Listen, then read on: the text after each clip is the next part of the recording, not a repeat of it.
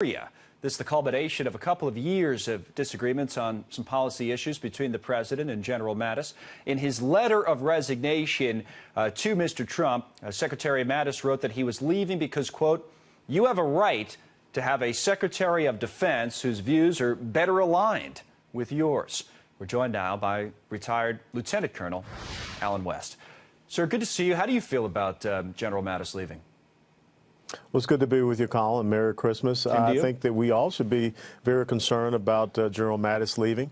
When you look at his history of service, understand that he commanded a battalion of Marines in Operation Desert Shield, Desert Storm.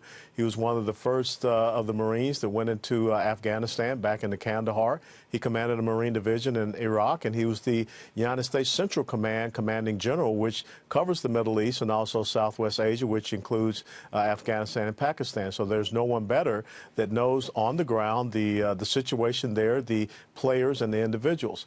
And for his counsel not to be accepted or his counsel not to be taken into consideration, and this Twitter use was made a major policy decision which has to confound our allies in the region, I can understand his frustration. Now, his frustration, or this decision that the president made that appears at least to be the one that kind of was the final straw for General Mattis, has been compared, Lindsey Graham, for example, has brought it up, to mistakes in the view of someone with Lindsey Graham's worldview that were made by President Obama in terms of withdrawing from Iraq. And I know I look back at some of your comments, you were critical of President Obama for the way that we got out of Iraq. Do you see that comparison? Do you think these two are similar?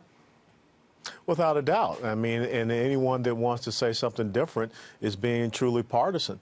We criticized President Obama for not listening to his generals and creating a gap and a vacuum in withdrawing unilaterally from Iraq, and the exact same thing here with Syria. And there were very intense consequences and ramifications for that. And we saw what happened with the rise of ISIS. And now we run the risk of not just a resurgence of ISIS and other Islamic jihadist groups, but also we have to be concerned about Russia, Iran, and also Turkey.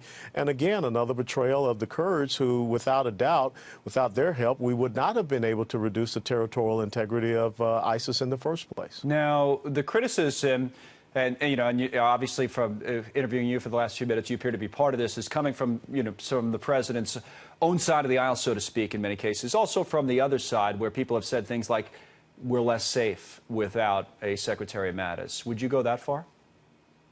Well, I'm not going to say we're less safe without Secretary Mattis. I think that his voice and his counsel was very important. He had the on-the-ground expertise and experience.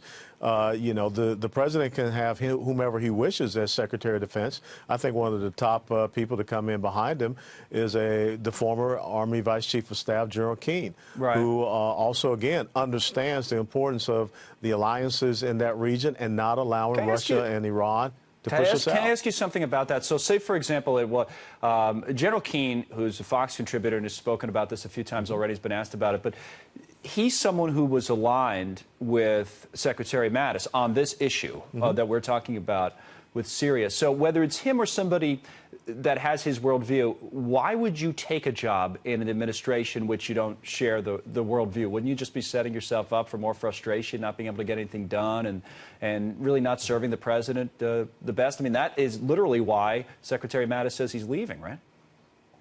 Well, I know General Keane personally. He was my commanding general at Fort Bragg when I was a major there, and I would presume he would not take that job unless